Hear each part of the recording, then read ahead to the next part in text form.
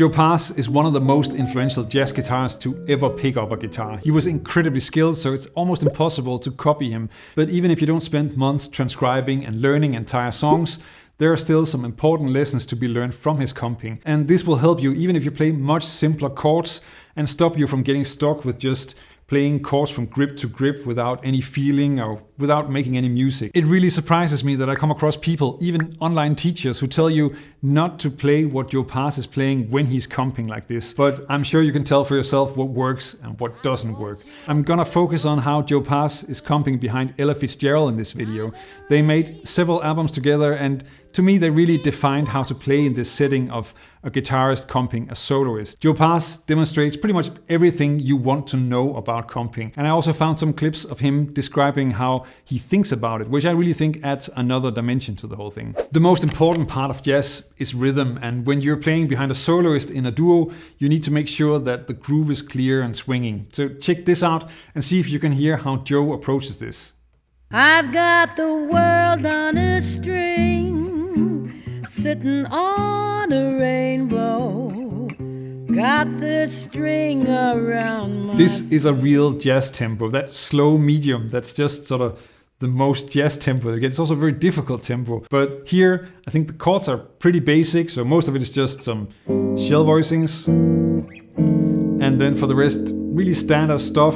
So a drop 3 voicing, another sort of shell voicing based one, and then a single drop 2. But of course, the point here is that he's playing sort of that really solid quarter note groove, and mostly just chords on the beat, really just. And then occasionally he will split up the bass note and the chord for some rhythm. So in this case you have, for instance, the E flat 7. Now there's a part of that that is the bass note, and then you have a chord above that, and then you can do... And he does the same thing on the C minor, so... And of course he also has a way to add fills in this setting that I'll get to later in the video. Now this is so strong that even if you just play the basic shell voicings, then you actually have a great take on the song. That is a good foundation to build on if you want to build your own comping. So you could start with just this and then also add in a bit of rhythm using that split between the bass and the chord.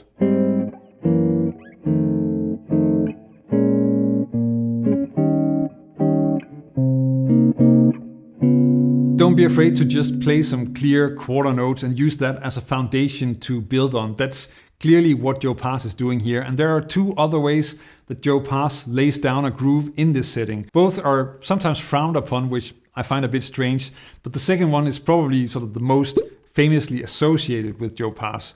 But check out this one first, where he's really laying down and setting up the groove for Love for Sale using a simple Charleston rhythm.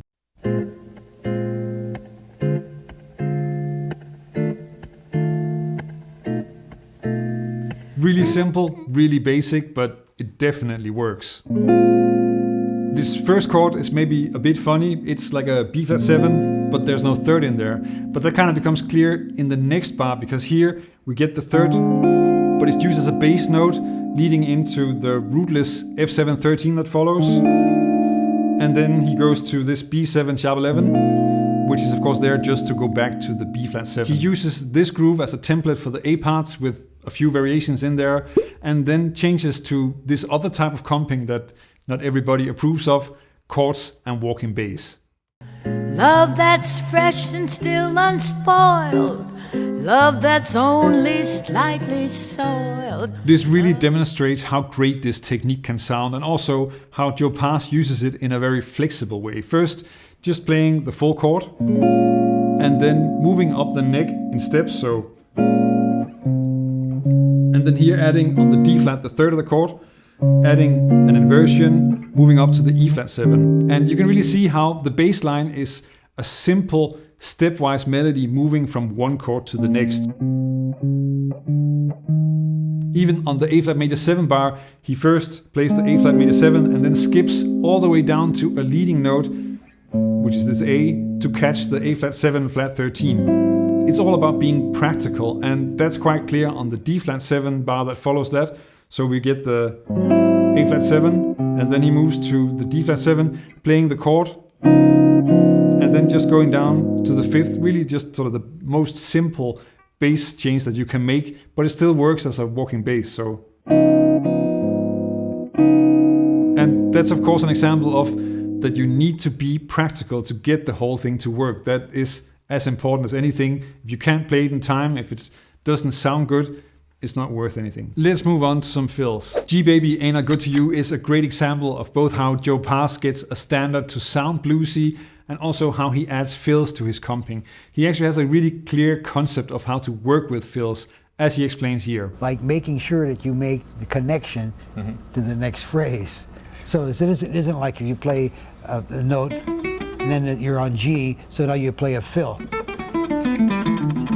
It's not that. Right. It's got to go with the melody to the next bar. And that is exactly how he approaches this song, using first a short and then a long fill. And notice how there are also a lot of bigger chords in this song. What makes me treat you the way that I do?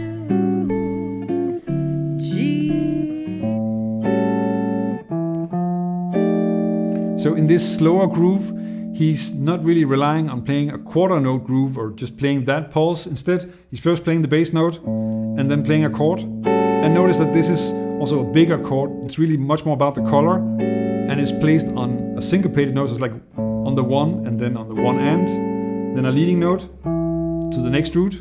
And he kind of repeats this pattern throughout the whole song and uses that as the main groove that he's sort of getting across here. And that works really well for sort of that blues feeling. It's a little bit like just repeating a syncopation throughout the whole song.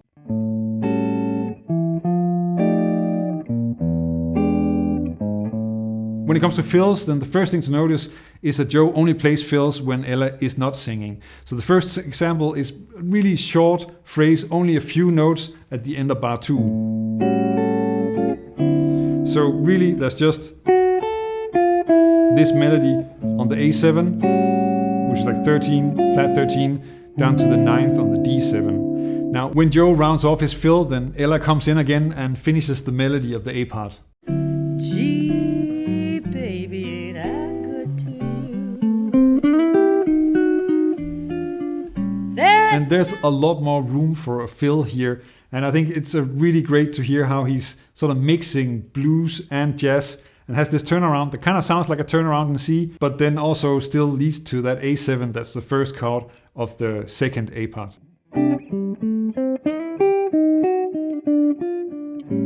So fills are not only on top of a chord, but also have a function in terms of moving the music further to the next chord or the next section of the form.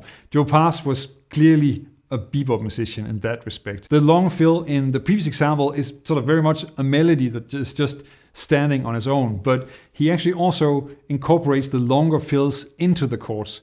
Something like this. Gee, baby, ain't I good to you? There are a few things to check out here. Notice how he very often plays a chord like the D7-9, but in the beginning he just plays the lower part of it to just sort of have the basic sound, and then he adds in the high E later just to keep things moving, and that's just a way of staying practical as well.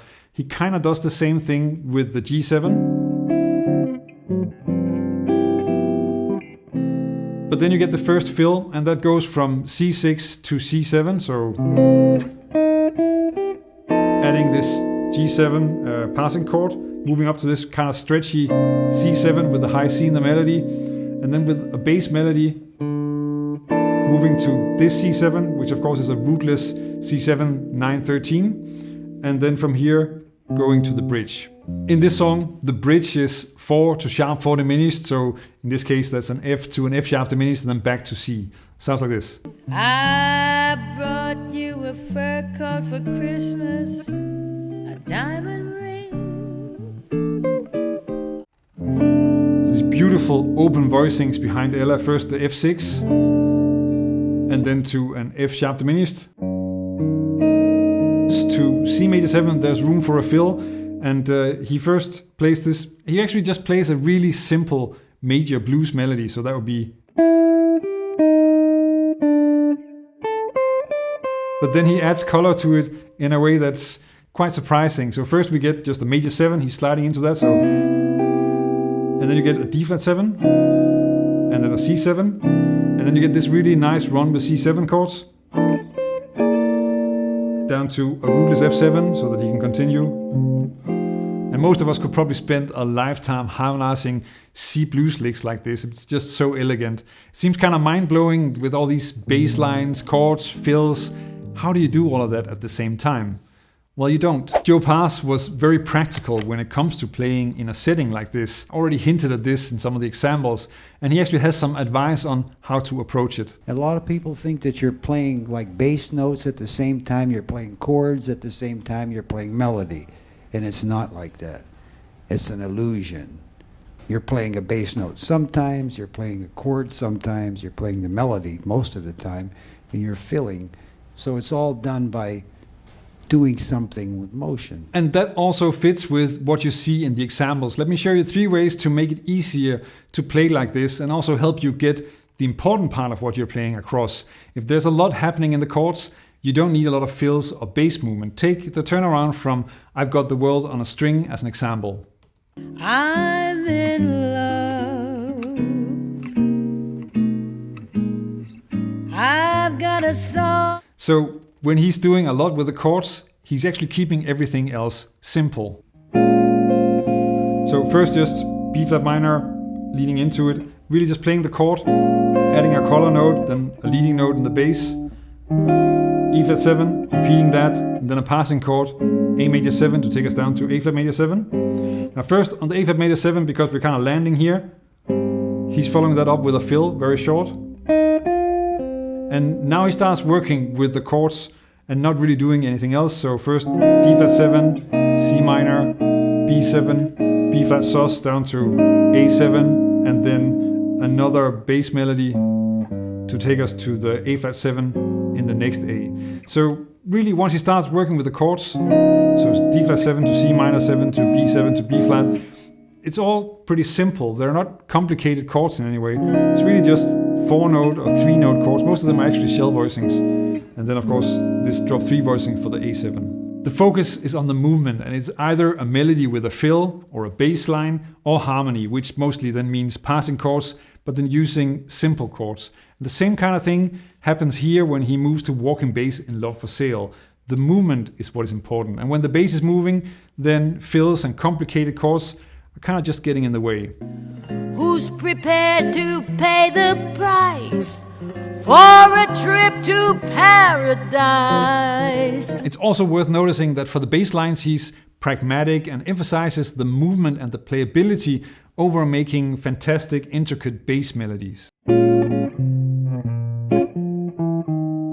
It's really about keeping it playable. You know, he's just moving back and forth because that's the easy thing to do. Then he can add the chord in again, and now with a rhythmical variation. So, and then a bass line, but then also with an added extra 8th note just to move things along. Splitting up the chord again.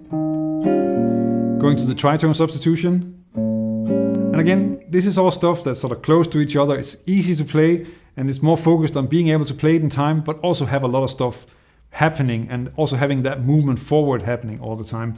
And that's really what's the important part here. You see it also when he resolves the first to A flat 7. So, and here he just repeats the bass note, because when the chord is being repeated, then there's already something happening, and he's also in the middle of some chord movement with that half step moving down here. So again, also just a repeated bass note. And that's also taking us down, so we have the sort of traveling from F to E down to E flat on the D flat.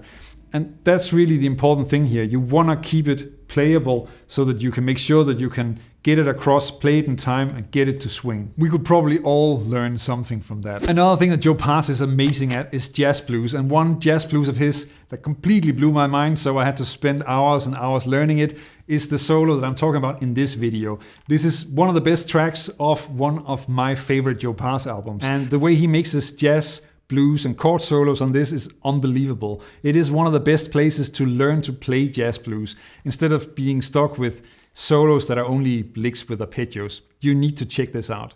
Learn jazz, make music.